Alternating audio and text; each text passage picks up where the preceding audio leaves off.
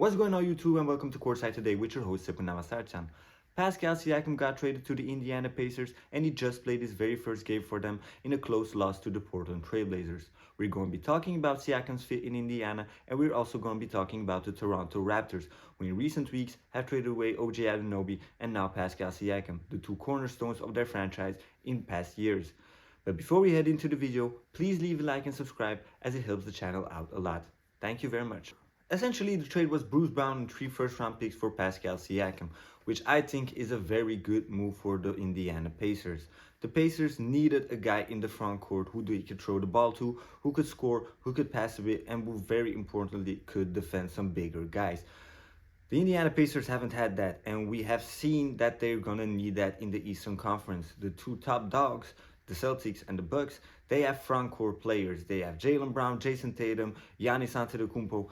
They have guys that can really hurt them inside, and despite their offense, which was #1 in the league before the trade already, they still really were hurting on defense, and they needed a guy that could really defend, and Pascal Siakam is that guy. He could really defend well. He's not the best defender in the league, or he's not really a specialist at anything, but he's a really good team defender and he will help your defense out a lot. He's physical, he's very good in the passing lanes, he can defend one-on-one, he can switch onto guards sometimes as well, and he can do it all on a very good level. So I think defensively he will help them out a lot, but also offensively he will be really good for them. Now the pick and roll with Tyrese Haliburton and Siakam is of course going to be the #1 thing they're going to run. I think with the spread floor, it's really going to work well. I mean, Siakam is not really the best shooter anymore. He never really had that consistent jump shot in recent years. He also had horrible spacing, and that he won't have in Indiana. Indiana has some magnificent spacing.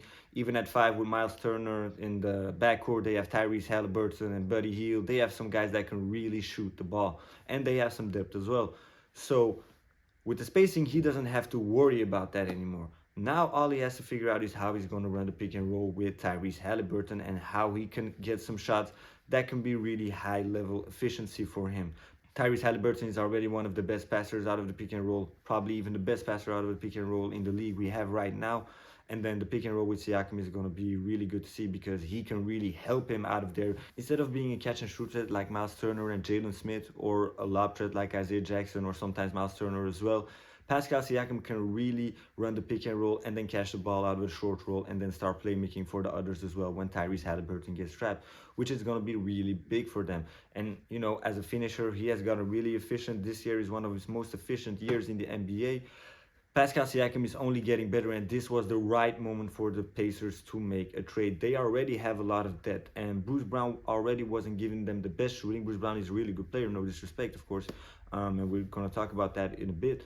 But right now, the Pacers were more than just Bruce Brown away, and Bruce Brown already wasn't giving them the best shooting, so his shooting compared to Pascal Siakam is basically equal. Maybe Siakam is even a little better shooter, and it's just because of the spacing he has had to play with and the attention he gets. And this was the right moment for the Pacers to make this move, with Tyrese Haliburton becoming an absolute superstar in this league, and the depth that they have that's been really playing well with Buddy Hield, Andrew Nembhard, Benedict Mathurin, Isaiah Jackson, Jalen Smith, Miles Turner. That whole rotation is really good. So right now, it was the perfect time to get that second star that can really help Tyrese Haliburton in a pick and roll and really be a help to him, that you can say, okay, I'm going to throw you the ball and you can now make a bit for the team, which can, you know, kind of take the burden off of Tyrese Haliburton. That's going to be really huge for the Indiana Pacers, and I think it really levels them up. And then on defensive ends, it's going to be a huge improvement as well. They're now able to defend bigger guys. Giannis has been killing them, even though they are 4-1 against the Bucks. Giannis has looked like a machine against them, dropping more than 60 and 40 with ease, basically in every matchup, getting to the line, getting fouled way too much by the Pacers. They just had no answer for him. And now with Siakam, I'm not saying he's a Giannis stopper, but it's already a better body and a better defender to put on him rather than Bruce Brown or Obi Toppin or whoever it is going to be that was going to be defending him.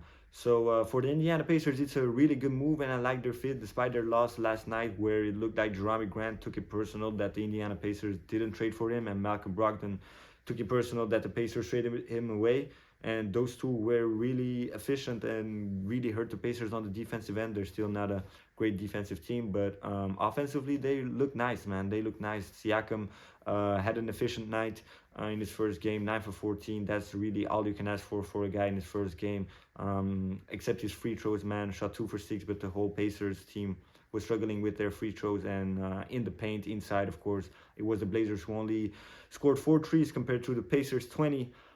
But still won because they pounded the ball inside. Jeremy Grant really went inside a lot, and DeAndre Ayton, when he was actually inside in the restricted area, he was able to hurt them. When he was in the in-between area, it took a lot of missed shots, but in that paint area, in the restricted area, he was really able to hurt them. And Jeremy Grant as well, Malcolm Brogdon as well. Scoot Henderson went out in the second half because of a nose fracture, I think. And but he was really playing well, putting pressure on the rim and scoring the ball inside. He was 4 for 4 at the rim even before going out. So and that was again without Anthony Simons or Shaden Sharp. And so that third young guard, Scoot Henderson, got injured as well. Hopefully he returns soon with a mask. Would be cool to see him with a mask and maybe goggles. But yeah. Those 3 guards weren't there, and the Indiana Pacers still give up a lot of points to Malcolm Brogdon and Jeremy Grant. So yeah, they still need some on-ball defense right now, I think, to be really competitive in the playoffs. Their offense is already going to be magnificent, and just because of that, they're going to be competitive in the playoffs and maybe surprise some team in the first or second round. But defensively, if they really want to be competitive on that end, they're going to need some on-ball defenders right now, and maybe they can find some because they still have Jarace Walker, who has barely played this year but was selected early in last year's draft and has been really balling out in the G League this year. So maybe they trade him for some on-ball defense and really go all in right now. It wouldn't be a bad move, I think, but I don't know if it's the right move right now to do that. Maybe you can still see what Jarace Walker brings you, or see what this team develops into as a defensive unit to really see, and then make a move next year. Because either way, I don't think the Indiana Pacers are going all the way this year, even if they get some really good on-ball defense, because they need some experience in the playoffs. Like, a lot of their guys aren't that experienced in the playoffs. They get a champion in Pascal Siakam, which is really huge for them.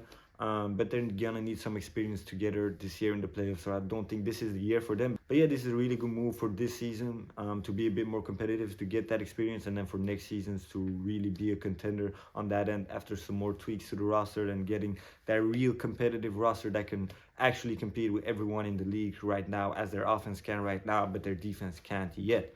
So that was it for today's video. I hope you enjoyed it. If you did, please leave a like and subscribe.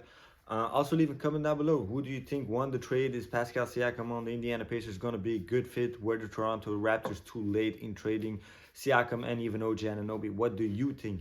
Leave it down below, and I will see you next time. Bye!